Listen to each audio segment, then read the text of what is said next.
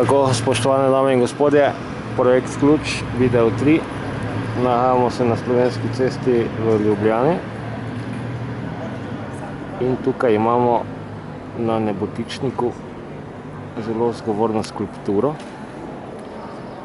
Deo, žensko boginjo, ki ima vizijo, se pravi gleda naprej. In je visoko nad vsemi. Zelo simbolna postavitev, to je seveda iz časa, ko še povojna oblast ni uničila večine spiritualnih obeležij.